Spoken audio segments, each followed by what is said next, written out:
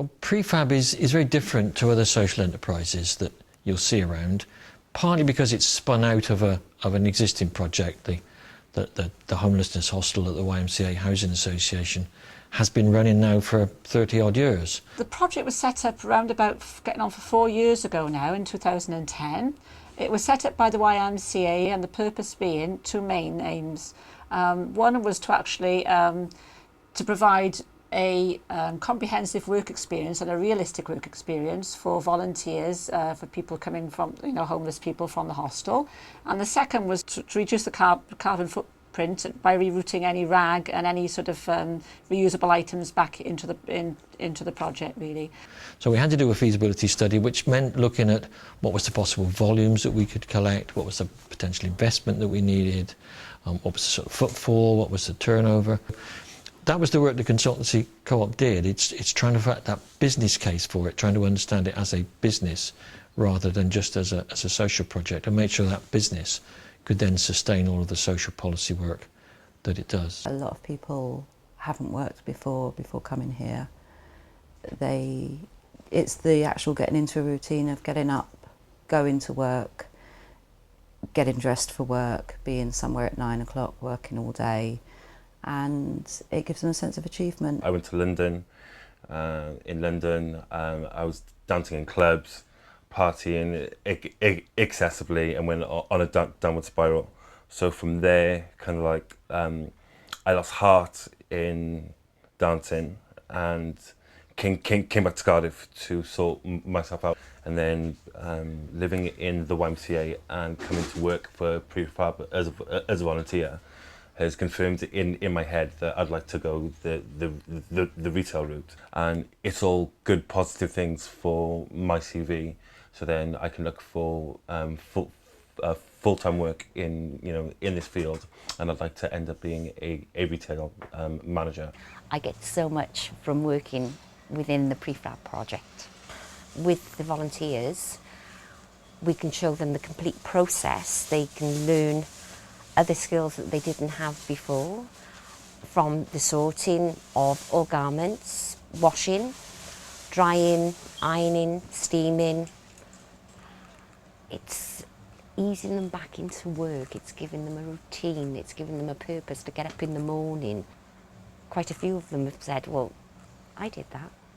If I hadn't done that, that wouldn't have been of that standard to be able to go to the shop. We've employed 6 people through prefab alone. They're in our shop and in our unit. And many more have been given good references. So they've been able to sort of take those references along to prospective employees, and as a result of their warehouse experience and their retail experience, gain further employment. Obviously, I was homeless through addiction and, living a life of sin. I came to the YMCA in March in a real bad state. They helped me find myself, really, give me a room, and they got good staff there that can help you if you want to help yourself. Then they told me that they had this prefab shop, where you could get out of the place and meet people and, help yourself and meet new friends. So I started working in the shop, which was brilliant, helping customers and all that. Really enjoyed it there.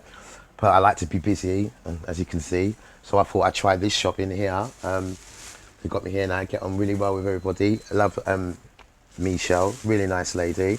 And as you can see, we just all get along as a team.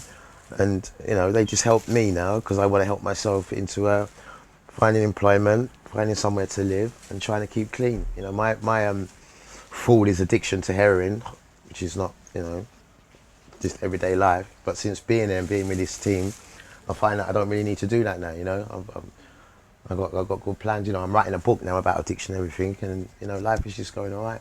And I come here now and I've got this team here. And yeah, it's just brighter. Things are just a lot brighter than they were 3 months ago, And if I didn't know about the YMCA, I could be in a corner doing what I normally used to do, So, there's a lot of thanks going out to this team and this project, really. And that's the truth of it, We've deliberately chosen to try and make a realistic working environment. And when you open a shop on Albany Road, yes, you're going to be in a busy place. You're going to have lots of passing trade. You're surrounded by other shops, so that you get a business-like atmosphere. But we deliberately chose then, in the closed processing side, to put it on an industrial estate. So they've got a very realistic place in which to work, so that if they then go and get a proper full-time paid job, which we try and get them in the end, they can fit in. They know exactly how to do it, so they've gained that confidence. Well, we don't want people to fail. We want them to succeed, and that's what, you know, we hope they achieve. I just enjoy coming here, gets me out of the hostel. What I hope to in the future is to get a job, then get a flat, and just go on from there then.